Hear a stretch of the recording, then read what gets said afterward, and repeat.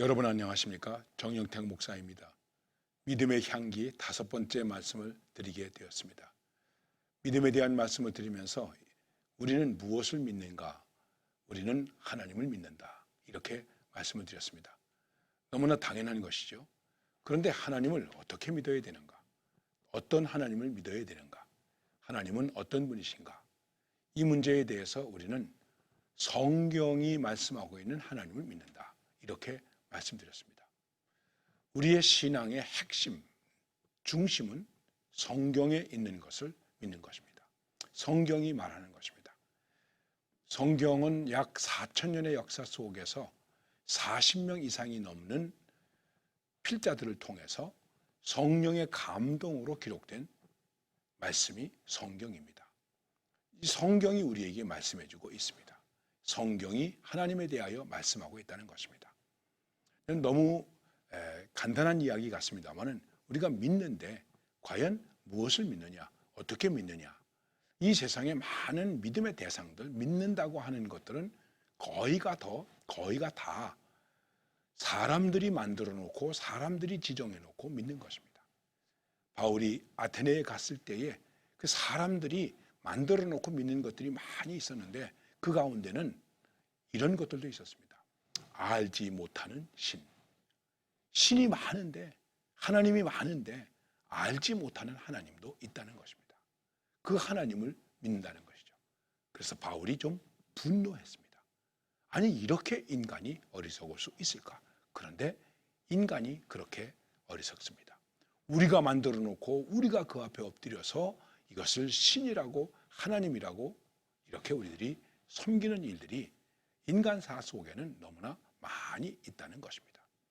그러면 성경이 가르친다. 성경이 가르치는 것을 가지고 우리는 그 안에 계신 하나님을 믿는다. 이렇게 말하는데 여기에도 좀 문제가 있습니다.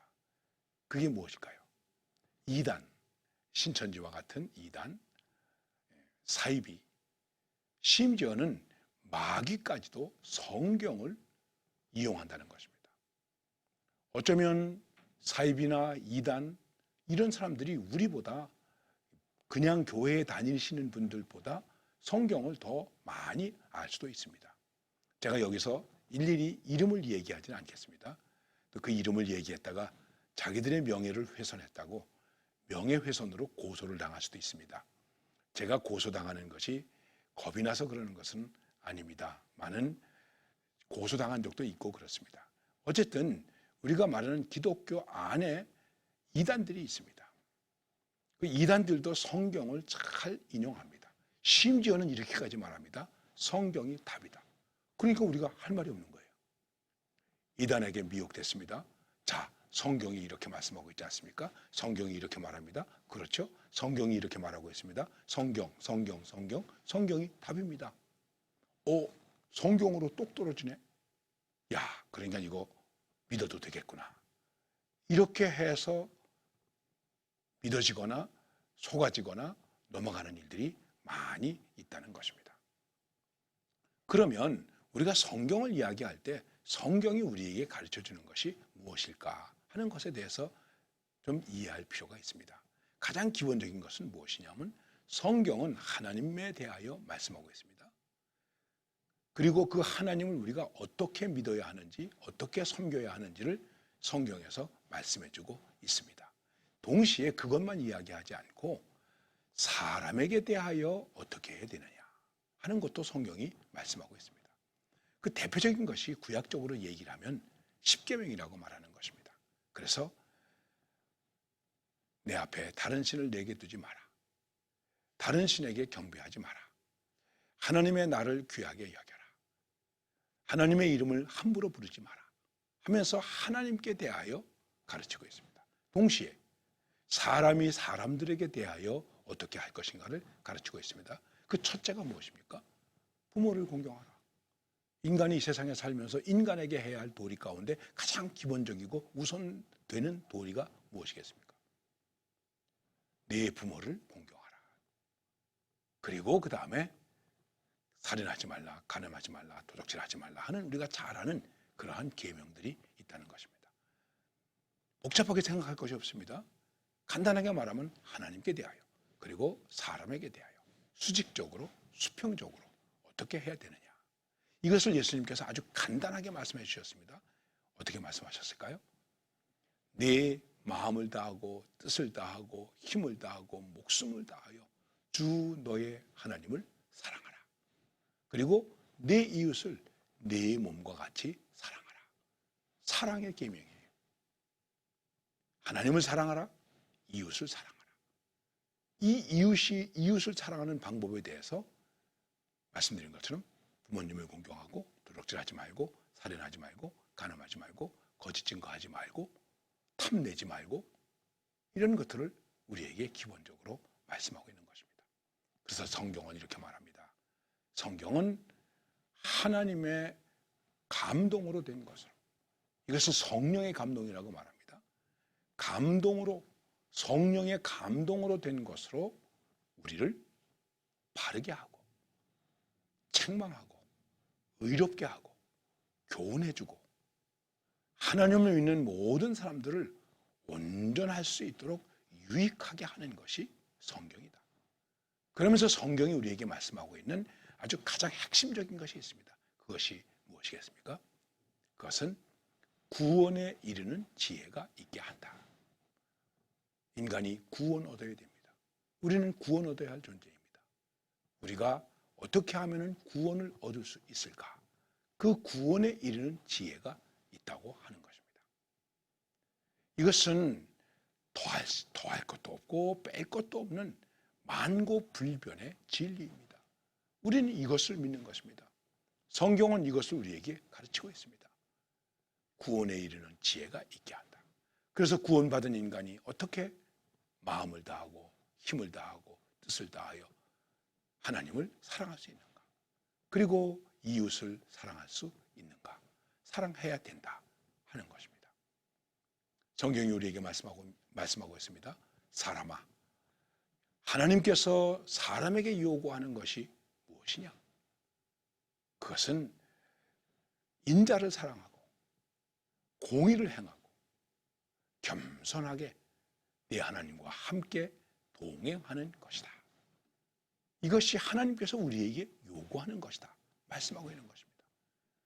정의, 공의를 행하고 인자를 사랑하고, 인자를 사랑한다는 말은 사랑을 사랑한다는 말입니다. 여러분, 이상하게 생각되십니까? 사랑을 사랑해야 됩니다. 사랑을 사랑으로 할 줄 알아야 됩니다. 현대인의 비극은 사랑을 사랑으로 하지 못합니다. 과연 우리는 사랑을 얼마나 사랑으로 생각하고 있는가? 사랑을 우리가 얼마나 애틋하게 생각하고 있는가? 사랑을 우리가 얼마나 소중하고 뜨겁게 생각하고 있는가? 우리들이 스스로 반성할 필요가 있습니다. 그래서 우리는 인자를 사랑하고 겸손히 여러분, 겸손이라는 것이 말로는 쉽지만은 그렇게 쉽지 않습니다. 왜냐하면 겸손하다고 할 때 그 겸손은 다른 사람보다 한 단계 아래 내려서서 쳐다볼 수 있어야 되기 때문에 그런 것입니다. 다 올라서서 내려다보기를 좋아합니다. 다른 사람들이 나를 올려다보기를 좋아합니다. 쳐다보기를 좋아합니다. 그런데 누가 겸손히 행하겠습니까? 그래서 겸손히 내 하나님과 함께 하는 것이다 말씀하고 있는 것입니다. 여러분, 우리가 하나님과 함께 하는 것, 이웃과 함께 하는 것, 그것은 바로 겸손을 통해서 가능한 것입니다. 바로 그러한 기본적인 마음을 가지고 우리들이 하나님을 믿어야 된다. 그 믿음 속에서 우리들이 믿어야 할 것이 무엇이냐 하는 것을 말씀하고 있는 것입니다. 그리고 다시 한번 말씀드리지만 이 모든 것을 성경에서 가르쳐주고 있다 하는 것입니다. 성경은 우리를 바르게 합니다. 잘못된 것을 바르게 해줍니다. 성경은 우리를 책망합니다. 우리가 잘못된 것이 있으면 성경이 우리에게 야, 그거 잘못됐다 하고 야단을 칩니다. 이 말씀은 깨끗하고 순전해서 우리를 바르게 합니다. 우리를 흠없게 합니다. 우리를 온전하게 해줍니다. 하나님의 사람으로 온전하게 해줍니다. 이 성경은 우리를 바르게 교육할 수 있는 기본적인 내용이 될 수 있는 것입니다. 그래서 성경에서 말씀하고 있는 것을 중심으로 해서 우리는 하나님을 믿고 또 믿음의 생활을 한다. 이렇게 말씀하고 있는 것입니다. 이 성경에서 믿음을 말하고 있습니다. 자, 우리가 무엇을 믿느냐 하는 것에 대해서 이제 말씀을 드려야 되는데, 성경이 우리에게 대해서 이 믿음에 대해서 가르쳐 주는데, 믿음은 바라는 것들의 실상이요, 보지 못한 것들의 증거다. 이렇게 말씀하고 있습니다. 여러분, 믿음을 얘기할 때 이 믿음이 어떤 것입니까? 우리가 생각하는 믿음입니까? 우리가 이지적으로 생각할 수 있는 믿음입니까? 우리가 판단할 수 있는 믿음입니까? 아닙니다. 믿음은 우리가 바라는 것들의 실상입니다. 바라는 것은 아직 이루어지지 않은 것입니다. 저 산 너머에 무엇이 있는가 우리가 볼 수 있습니까? 볼 수 없습니다. 그런데 그것을 볼 수 있는 것이 믿음이라는 것입니다. 그렇습니다. 그래서 우리가 뭐라고 말하죠? 될 사람은 떡잎부터 알아본다. 떡잎만 봐도 이게 될 수 있네. 떡잎 속에서 우리는 될 것을 봅니다. 옛날에 동시 중에 이런 것이 있습니다. 코스모스 까만 씨를 손바닥에서 본다. 나는 그 까만 씨 속에서 싹을 본다. 잎을 본다. 줄기를 본다. 예쁜 꽃을 본다. 여기 까만 조그만 씨지만 그 너머에 있는 아름다운 꽃가지를 볼 수 있는 것, 그것이 바로 믿음이라는 것입니다. 정말 믿음은 이렇게 대단한 것입니다.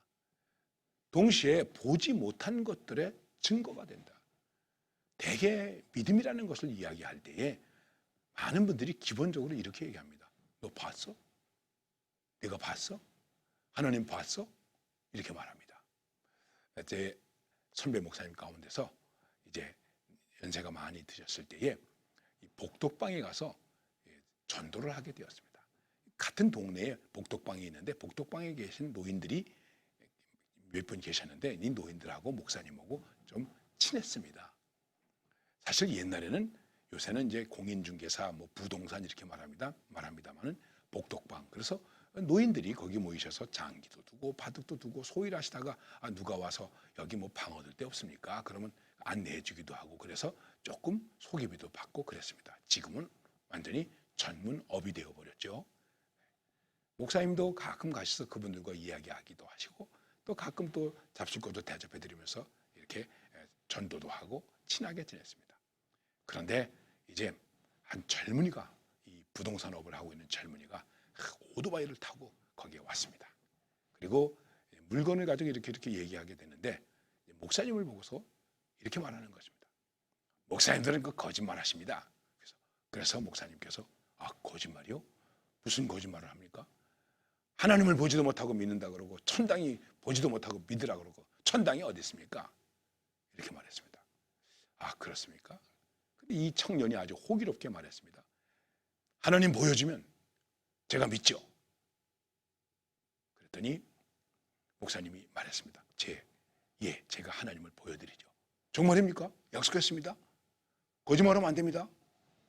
거짓말하시면 제가 가만히 있지 않을 겁니다. 하나님 보여드리겠습니다. 그리고 말했습니다. 선생님, 우리는 뭘로 보죠? 눈으로 보죠. 눈으로만 봅니까? 냄새는 뭘로 봅니까? 냄새, 코로 맡아본다. 냄새 맡아보지 않습니까? 알아본다. 맛본다. 만져본다. 그래서 보지 않습니까? 하나님은 볼 수 있습니다. 어떻게 해요?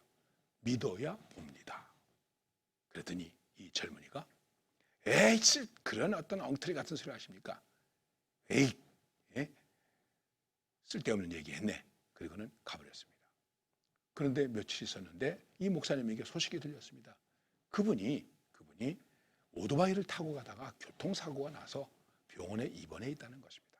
그래서 목사님이 찾아갔습니다. 그분이 이렇게 고백했습니다. 목사님, 제가 오토바이가 차에 부딪히고 제 몸이 공중에 떠올랐을 때 제 귀에 목사님의 음성이 쟁쟁이 들렸습니다. 하나님은 믿음으로 보는 것입니다. 그리고 떨어졌습니다. 그는 나중에 하나님을 믿게 되었습니다. 믿음이 모든 것을 보게 하는 것입니다. 자, 모든 것을 보는 믿음, 이 믿음으로 우리가 무엇을 보고 무엇을 믿는가? 이제 다음 시간에 계속해서 말씀드리겠습니다.